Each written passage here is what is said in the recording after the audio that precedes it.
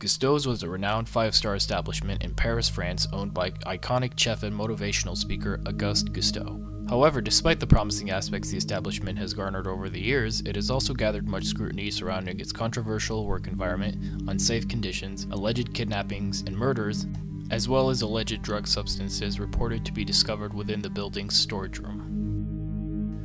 On June 29, 2007, Gusteau's staff members were met with shock after discovering Gusteau's unresponsive body in his office. The renowned chef was reported to have died from Takotsubo myopathy, or broken heart syndrome, which is a rare cause of death occurring from severe emotional stress when the stress hormones weaken the muscle, which can cause shortness of breath, chest pain, or even a heart attack. Some reports and staff members have theorized that Gusteau's emotional stress had occurred after a critic, Anton Ego, had published his negative perspective on an article which later caused the restaurant to lose a star. After Gusteau's death, his successor and close friend, Chef Jonah Robert Skinner, assumed leadership in the culinary kitchen. Unfortunately, many staff members recounted their poor experiences with Skinner's abusive behavior in the kitchen, comparing it to fellow culinary chef Gordon Ramsay. Business was going as usual until a new employee was recruited, a young man named Alfredo Linguini. Linguini was hired on behalf of his mother Renata, as she personally knew Gusteau. Linguini was initially recruited to be the establishment's garbage boy, which unfortunately, mixed with irrational behavior and high expectations, caused Linguini to indulge certain illicit drug substances to ease his nerves and mental state. Later that night, the kitchen crew were met with shock after discovering a rat near the saucer and soup station.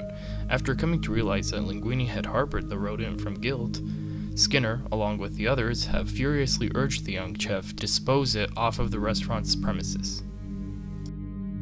The next day, Linguini returned to work, and when he was asked on how he handled the incident involving the rat, the young chef simply commented, "My friend, the rat? Yeah, he's no more." It was clear at this point that Linguini was still under the use of drug substances that he consumed the previous night.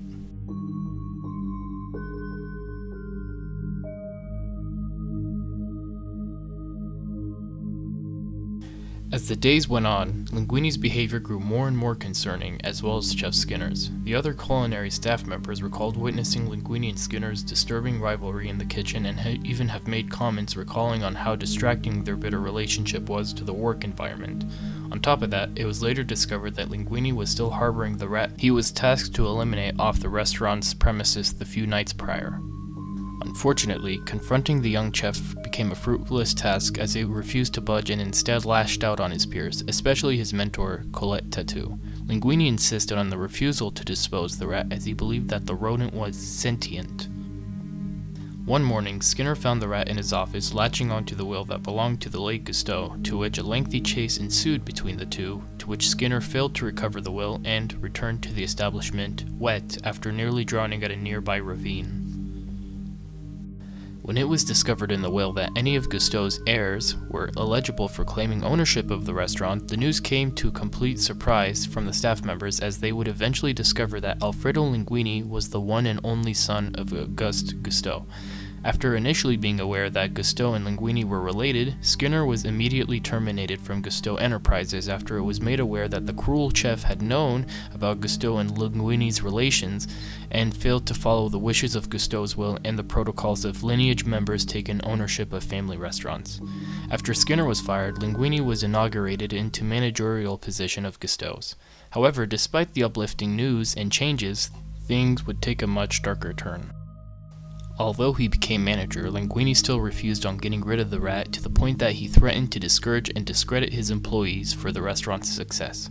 He would even go as far as to fire any employees who questioned his leadership when it started to pose a health risk that there was a rat in the kitchen. Sometime later, Skinner, who was out on the streets, was found lurking around the restaurant's premises, which not only made the employees uncomfortable, but the customers as well. When Linguini was interviewed for his contribution and success in the business, critic Anton Ego abruptly walked through the doors of the establishment and introduced himself and his profession to Linguini, to which the latter was reportedly intimidated and stressed upon knowing about Ego's hard-to-impress persona, as well as the risk of having Gusteau's shut down if the critic's needs weren't met. The following nights were reported to be the most stressful nights that chefs had to endure, especially for Linguini, who was once again criticized for his lack of direction, leadership, and proper handling that would ease the stress and load off the environment had to suffer. He was also once again criticized for still harboring the rat after being told once again to dispose of it. The stress and endurance of the fast-paced and brutal environment caused Linguini to relapse into drug consumption to ease his nerves. When the anticipated night came to impress Ego, the culinary staff members, who were exhausted and depressed, were near unable to continue, some of which were found smoking cigarettes in the kitchen, which posed a health risk. When they found the rat entering the rear kitchen doors to the restaurant, they were met with surprise and attempted to kill it. However, Linguini, who was inhaling pot in his office, was immediately snapped out of his state and ran out of his office to save his rat friend, even referring to him as the little chef, and revealed to his employees that the rat was behind the success of the restaurant, and once again claimed the rodent was to be sentient in helping him cook and improve overall. However, his words fell on deaf ears when the employees were met with disappointment and shock, not only because he was still keeping the rat around, but also because they were shocked to see that Linguini had been stashing drug substances in the office and storage room in the very back shelves. Knowing their likelihood of being unsuccessful in pleasing Ego and a possible foreclosure on the restaurant from illicit drug substances in an unhealthy work environment, all the employees left one by one and quit in the process, even Linguini's mentor and now girlfriend, Colette. This left Linguini and the rat in the kitchen by themselves, in which Linguini became depressed and defeated. He swiftly returned to his office. Sometime later that night, knowing that Ego was in his seat awaiting his food, Colette would return knowing that forsaken the restaurant and Linguini while Ego was waiting left her feeling guilt.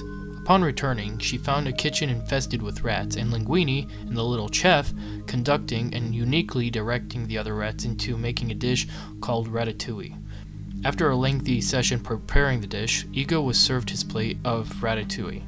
Shocked from the impressive taste and texture of the dish, Ego conversated with Linguini, Tattoo, and the little chef, and left shortly after. Later, his review came in. In his article, Ego praised the dish and Gusteau's dedication to preparing excellent customer service. However, despite Gusteau's success, the restaurant was shortly foreclosed due to numerous safety violations, health risks, and an abusive work environment. Additionally, the restaurant faced major backlash after Jonah Skinner and a health inspector he hired to investigate the establishment admitted that they were kidnapped by the rats and stuffed within the pantry. Though eventually the successor to Gusteau's, La Ratatouille, was successful with its founders Alfredo Linguini and Colette Tattoo, the French authorities had eventually closed the restaurant after discovering that most of the dishes were not fully prepared by human chefs but rather rats. Unfortunately, this also caused Linguini and Tattoo's career, as it was unlikely that they were eligible to find work in other careers given their already notorious reputation. To make matters worse, a series of arrests and trials were also in process. In June of 2009, former chef Jonah Robert Skinner was sentenced to 20 years in prison for the murder of Auguste Gusteau via cyanide poisoning. Although the initial consensus of Gusteau's death was broken heart syndrome, this was later revealed to be a fabrication set by the Paris 09 Capital Channel. The news station was taken to court and would later admit that they were bribed by Skinner to cover up Gusteau's death by claiming a heart attack. Though Skinner was initially sentenced to serve 30 years in prison, the judge would give Skinner a lighter sentence of 20 years for Skinner's helpfulness in exposing the numerous concerns that took place in Gusteau's establishment. He is expected to be released on July 25, 2029. Alfredo Linguini was sentenced to 7.5 years in prison for being in the possession of drug, narcotics, and other substances. He was also arrested after it was discovered that he had broken many safety violations during his career in Gusteau's and Le Ratatouille. He was also required to pay up to a fine of €3,750, which is about $4,450. His sentencing began on March 14, 2009, and he was released on August 2, 2014 after serving 5 years. He was released early for good behavior. The whereabouts of the rat is unknown, though it is assumed that it is still alive given Linguini's attachment to the rodent.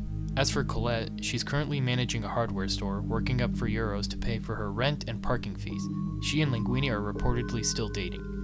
Shortly after Le Ratatouille's foreclosure, Anton Ego was rushed into a local hospital after it was discovered that the ratatouille dish he has eaten months prior was contaminated. After being revealed that he has sustained irritable bowel syndrome, he is recommended to attend behavioral and physical therapy to manage his potential lifelong illness. Recently, Ego was asked to give an update on his health condition and outlook on life, to which he commentates, "You know, after losing my job as a critic, I felt more liberated. After I was told by my doctor that I have IBS, I was shocked and angry, but as time went on, I felt completely numb to it. I'm not mad. In fact, I'm happier. Now, more than I've ever been. I'm married, I traveled a lot, and I've recently started publishing books as an author. My work has become far more recognized and loved compared to my previous life as a depressed critic who looked down on everything and everyone else. When asked about his current feelings towards Linguini, Colette, and the rat, he said, "I don't really hate them for what they did. Sure, I was devastated, but they were the first people that made me feel like life meant something more than critiquing everything. The dish they served me made me feel jovial in the sense that not all hope is lost. In fact, I still talk with Alfredo and Colette. They're actually married now and have a daughter named Renee and a son named Max. Though the one question I have for Monsieur Linguini is, what's up with the rat?"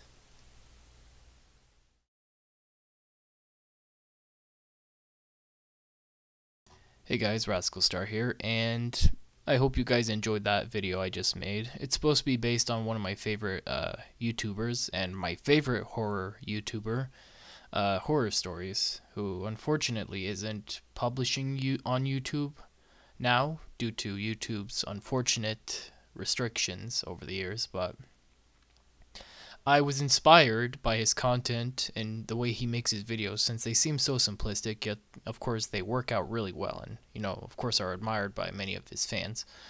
And I just wanted to see how it goes. Mine is supposed to be more of a parody, and of course this is based on a film called Ratatouille.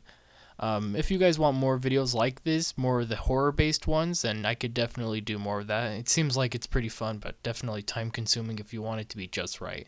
This was my first video based on horror, based on like making a horror video off of a parody, or off of a film, just for fun. So, if you guys want to see me do more of this kind of videos, then I'm happy to do more of these videos. Anyways, I'll see you guys next time. Take care and shine like a star.